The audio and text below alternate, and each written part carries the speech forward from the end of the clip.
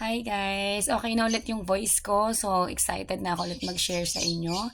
So, gusto ko i-share sa inyo yung shinare sa akin na verse ng kaibigan ko from 1 Corinthians chapter 10 verse 13. So, nakapaloob sa verse na ito na walang pagsubok na ibinigay sa atin ng Panginoon na hindi naranasan ng iba.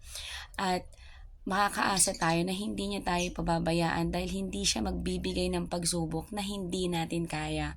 So, kapag nagbigay ng pagsubok ang Panginoon, maaasahan natin na siya din ang magbibigay sa atin ng mga pangangailangan natin at ng kasolusyonan sa problema na meron tayo. Kung may sakit ka, kalakasan, kung nawalan ka ng trabaho, bibigyan ka niya or ilalagay ka niya sa trabaho na magandang trabaho. At kung ito naman ay sa financial, siya din magbibigay ng resources sa'yo. So, whatever na problem na meron ka ngayon, bibigyan ka ng kasolusyonan ng Panginoon. Kaya huwag tayong mawawalan ng pag-asa. Okay? So, don't forget to read your Bible to know more about Jesus. Bye!